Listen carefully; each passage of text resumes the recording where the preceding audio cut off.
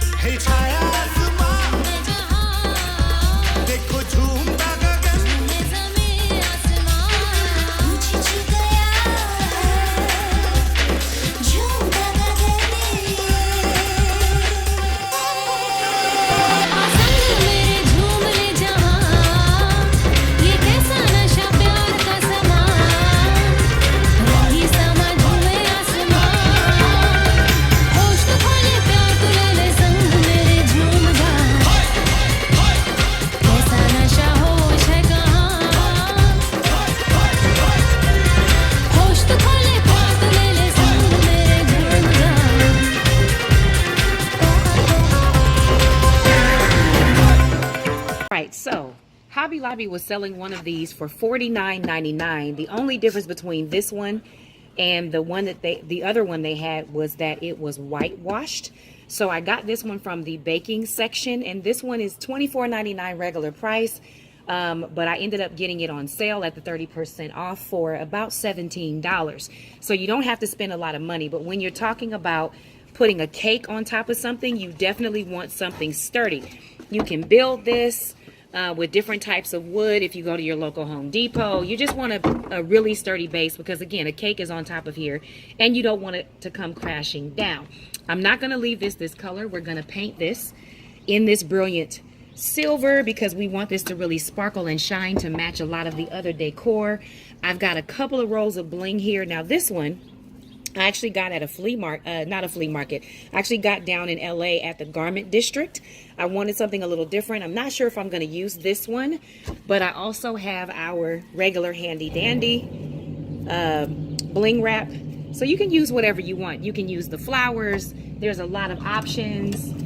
You also need a mirror. Now I chose to get this is a 12 by 12. The size of the box is 14 by 14. You can find a 14 by 14 mirror. You can also find a 13-inch mirror at Bed Bath & Beyond, but I went with this one for $5.99 at Hobby Lobby, and I'm gonna do some trimming around the edges, so that was my choice. And then some other things we have here. If I decide to lift this up, I'm still thinking about this.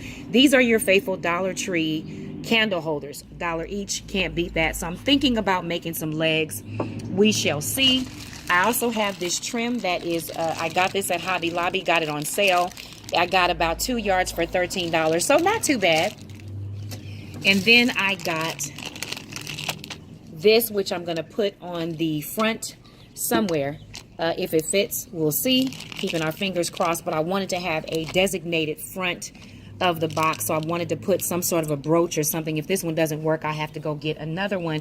But that is really it for supplies, and all of this I got for about $47 total, with everything being on sale and discounted. So again, you can find a box like this, you know, that's already whitewashed at Hobby Lobby for $50, or you can build your own and do something a whole lot better. So I'm going to get started on spray painting this box, and we'll be back with building it.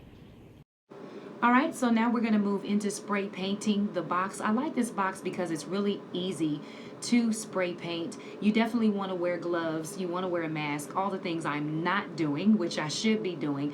But you just want to get a really good, even metallic coat. And this is just to make sure that when you put that bling on there, that brown does not shine through.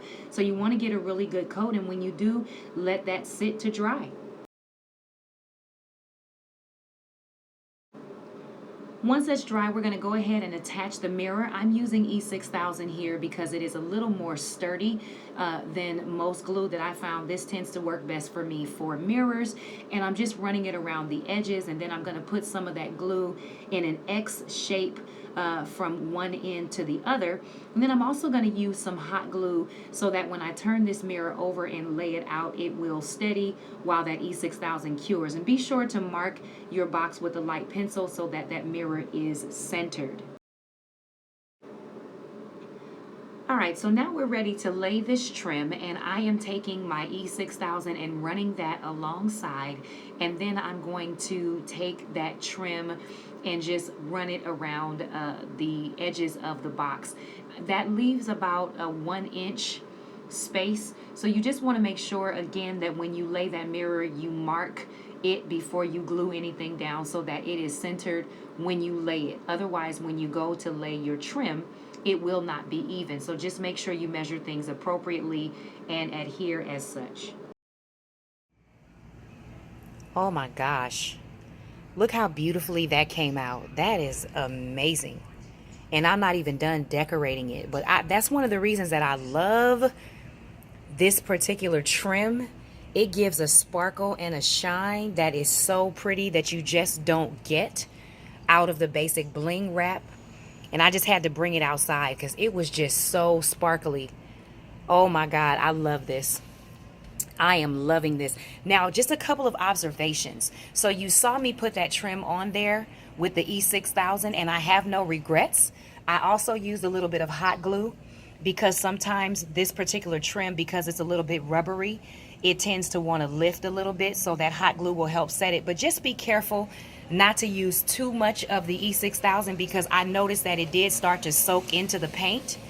And so there were some areas where the little bit of that brown started to shine through. It's not very obvious, you can't see it, but just be careful if you're using that E6000. I use quite a bit, and my thing is I went a little overboard because I don't want anything to break apart. I need this to last forever.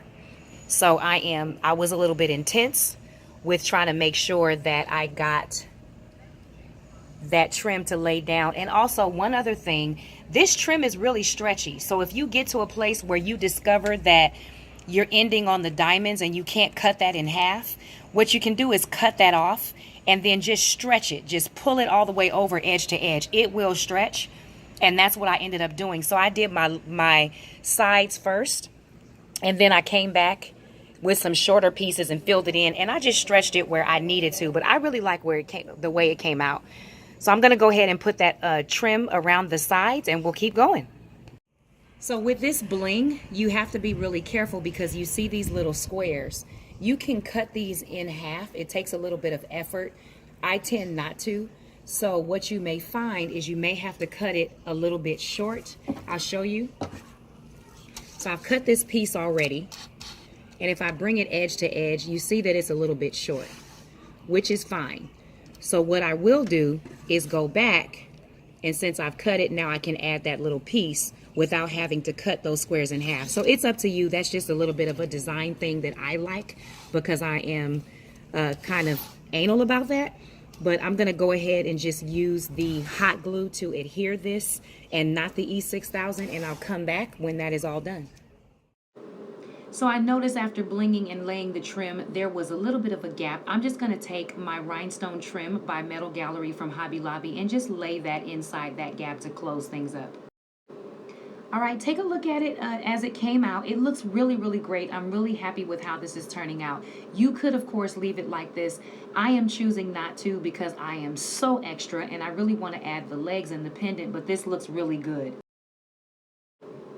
So my second to last step here is just to add this beautiful pendant because I want a designated front. You can certainly put these all around the box. I chose not to do that. I'm going to run glue along that back side and just attach it to the front of the box. Make sure you get a good coat on the back of that so that it adheres properly. All right, so here I am using some epoxy. I didn't show you this at the beginning. I decided to use this at the last minute because I find it to be a lot more sturdy when you're building things, and I really wanted to make sure that these legs stayed on, and this works a little better for me than the E6000 does.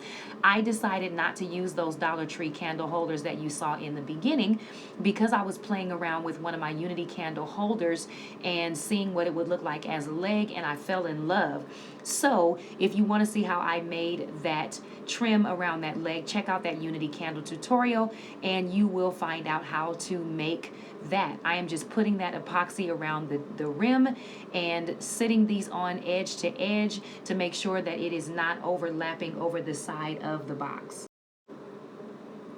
What I love about the epoxy is that it dries really fast. You can give this about 45 seconds to a minute, maybe sometimes 3 minutes max, depending on how much you use. And it really dries really fast. And so I'm just checking these to make sure that they are sturdy.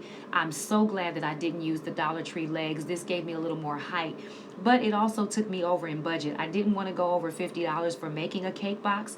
I ended up spending almost $90, and that's with things on sale, but it was worth it. As always, this is my favorite part, the final look. Please forgive me. I was using a new phone and I did not realize that I needed to be recording in landscape. So I'm sorry that this video is so thin. I promise I'm going to get better at putting these videos up, but you get the gist of it. I really, really love how this came out. The camera doesn't do it justice. This thing was sparkling under the sun. I mean, I was so inspired after making this. I had about 10 more ideas for cake boxes. This is my bridal shower cake box, and I'm going to put about a 10 to 13 inch cake on top. Again, the box is a 14 by 14, so you obviously can't go bigger than about a 10 to 13 inch base cake. But I really love this. I put this on social media and I've had over 4,000 likes, comments, hits. Everybody hit me up. Make a tutorial. Are you selling it? Can I rent it? And I'm so glad that people love it as much as I do. It is so over the top. But I'm going to find a way to also incorporate this into my wedding. I may put my Unity candles on top. I may use it at the reception. Who knows? But I'm definitely going to make sure that this has a debut at the ceremony. This was so much fun to make. I hope you make it. If you do, tag me. Don't keep me a secret. Like, comment, share, and subscribe. I hope that you found this to be a blessing to you. As always, you can do all things through Christ who strengthens you. And I'll see you next tutorial.